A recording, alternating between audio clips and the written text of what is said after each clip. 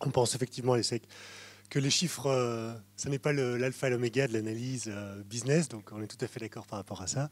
Mais d'un autre côté, je ne sais pas si vous avez vu aujourd'hui, je crois Obama a dit qu'il voulait apprendre à tout le monde à coder. Et donc on arrive maintenant à un stade où l'analphabétisme va peut-être prendre une autre forme. Hein. Ceux qui ne pourront pas coder, ceux qui ne pourront pas faire des chiffres, peut-être qu'ils auront ce problème-là. Ma question, en fait, elle est pour Monsieur Lefebvre.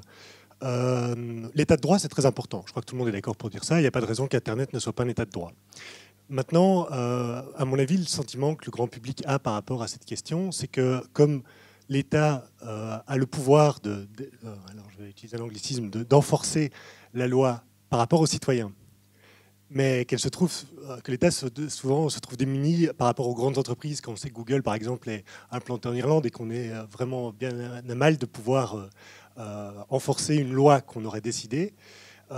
Quelle est votre expérience par rapport à ça? Est-ce que vous pourriez nous dire comment est-ce que vous pensez que si par exemple demain Internet était un lieu plus régulé, l'État pourrait forcer aussi les grandes entreprises et pas seulement le citoyen à respecter les lois qui ont été mises en place?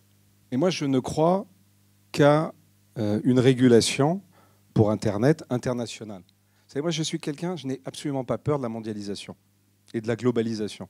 Je pense que c'est ça le 21e siècle. Et je pense que tout ce qui est régulation pour un pays dans son coin est voué à l'échec.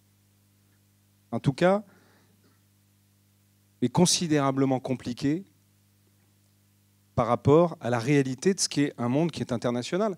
Mais finalement, vous savez, ce n'est pas si différent de la nouvelle économie et l'ancienne, c'est la même chose. Il y a des paradis fiscaux qui existent, il faut lutter contre. Mais de la même façon, avec le système d'Internet, s'il n'y a pas de régulation, que vous régulez dans un pays, ils vont aller ailleurs. Et les acteurs vont bouger. Donc c'est ça la difficulté. Donc ça veut dire qu'il faut imaginer une forme de régulation à échelle de l'Europe au minimum et à échelle internationale.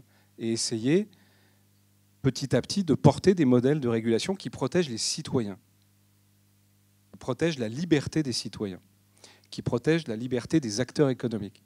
C'est ça. Comment on fait respecter la concurrence sur Internet? C'est très compliqué, on le sait tous. Il y a des mastodontes. Pourtant, c'est bien un des sujets majeurs dans n'importe quelle économie que de veiller à ce qu'il y ait une saine concurrence.